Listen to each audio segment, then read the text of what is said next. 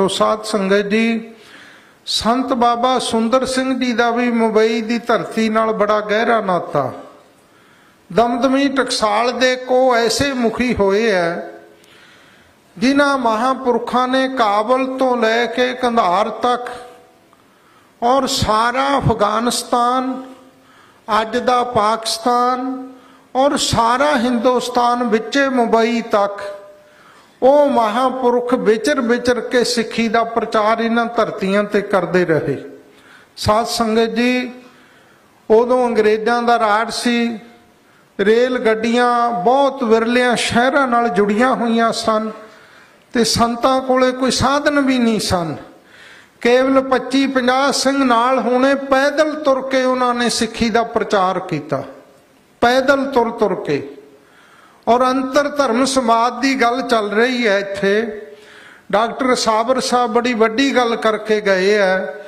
मैं तुहानू अंतर धर्म समाज की गल उन्हां महापुरखों की दसनी चाहुंदा कि 1800 के अखीरले समय विच हरिद्वार कुंभ दे उत्ते 12 साल बाद कुंभ का मेला लगा और श्रीमान संत बाबा सुंदर सिंह जी भिंडरां वाले उत्थे गए। खद्दर दी अल्फी, खद्दर दा परना ते खद्दर दे गल विच परना, इन्ना सादा लिबास उन्हां महापुरखों दा।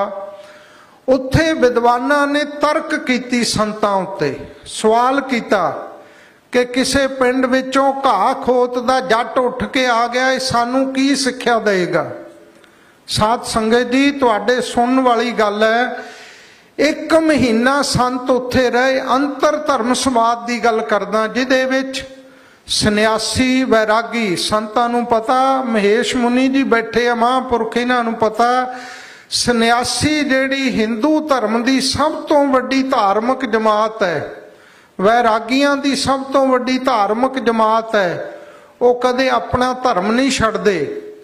पर अंतर धर्म समाज की गल दसदा, संतां ने 1 महीना इक्को शब्द उत्ते कथा की, इक्को शब्द उत्ते, मंत्रं राम राम नामं ध्यानं सर्वत्र पूर्ण है। डॉक्टर हरभजन सिंह जी से कौम दे बड़े उच्चे सकालर है। वो दसदे है भी टकसाल दे मुखियां दी व्याख्या दा की विलखण उन्हां दा प्रभाव है। इक्को ही शब्द है, 1 महीना उहदी व्याख्या करनी है तो रोज नवी व्याख्या करते इक्को शब्द की। 30 दिनां विच 30 अर्थ इक्को शब्द दे कीते उन्होंने। और 132 सन्यासियां ने संतां नूं बेनती करके उत्थे खंडे बाटे दा अमर छकिया। ये उन्हां महापुरखों की किड्डी वड्डी घालना सी। अज कह दिंदे आ कुंभां ते जाना, फलाना दूजे थां जाना, तीजे थां जाना। इत्थे बस नहीं, अफगान दे इलाके विच सिक्खी दा प्रचार कर रहे सन। पठाणा ने दीवान लगे तो घेरा पा लिया संतां नूं मारन वास्ते। सिंह नाल 20-25 सिंह सन ते संत शब्द पढ़ रहे सन। और शब्द संतां ने वाजे दे उत्ते गुरबाणी दा इह शब्द लाया, आप सहाई होआ सच्चे दा सच्चा ढोआ।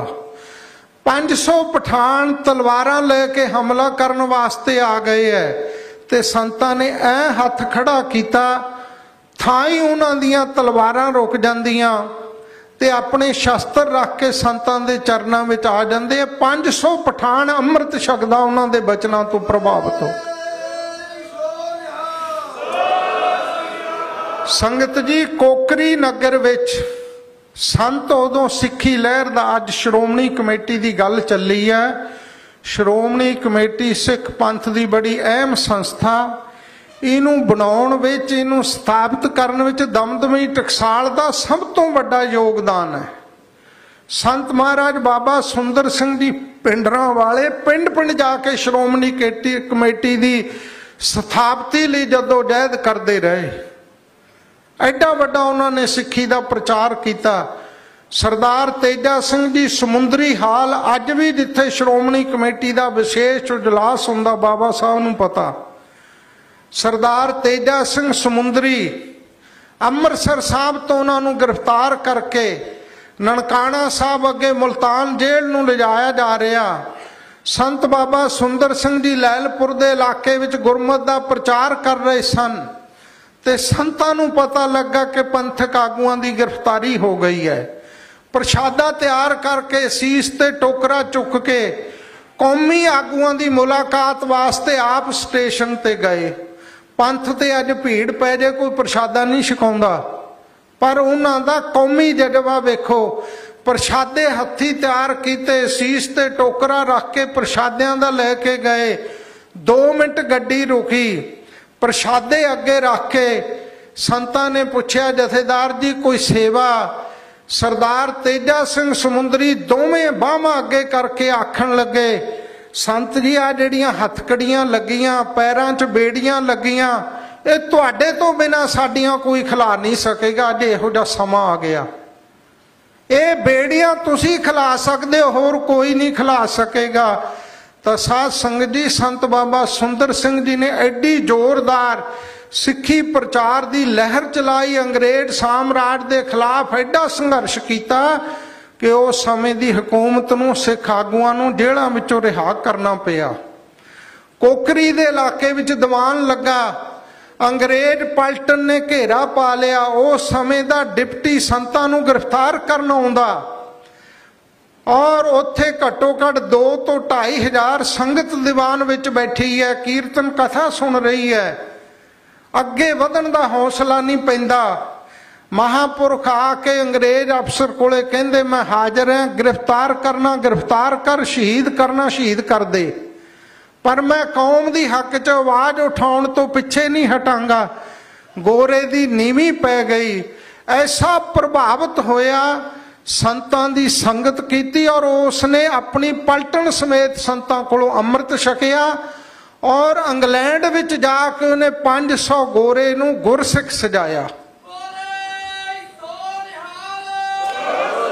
3 धर्मां दे लोकां ने, हिंदू धर्म के सन्यासी साधुआं ने, मुसल धर्म के पठाणा ने और ईसाई धर्म के पैरोकारां ने उन्हां दी शख्सियत तो प्रभावित होकर अमृत की दात प्राप्त की। साध संगत जी ऐसा जीवन उन्हां महापुरखां दा सी और उन्होंने अपनी जिंदगी विच 5 लाख प्राणियां नूं अमृत छकाया। 5 लाख प्राणियां नूं उन्हां समयां विच पैदल तुर तुर के पिंडां विच जाके, और उन्होंने नियम इन्ने सख्त सन कि जे कोई जथे का विद्यार्थी ये गल कह दिंदा, मैं पुराने उन्होंने विद्यार्थियों के दर्शन किए है, कहते इन्ना जाबता सी जे किसी ने कहना मैनू भुख लगी है, प्रशादा नहीं कई बारी किन्ना किन्ना समा मिलता, कहना कशहरा परना चुक घरे चलिया जा, तू अजे भुख ते काबू नहीं पा सकिया, तू सेवा नहीं कर सकता।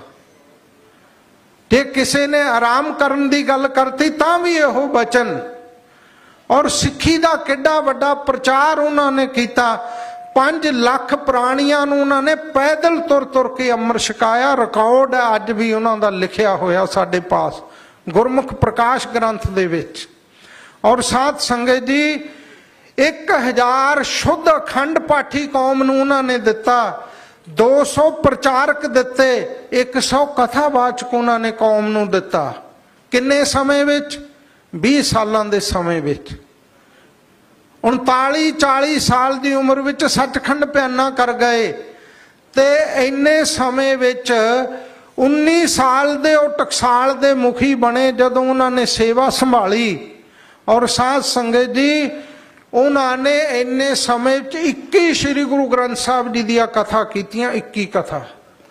और सचखंड श्री हजूर साहब दे जिहड़े जथेदार बाबा मित सिंह जी दे समय सन, सिंह साहब संत बाबा हरनाम सिंह जी, ये उन्हां दे जथे दे विद्यार्थी सन जिहड़े तख्त श्री हजूर साहब दे जथेदार बने।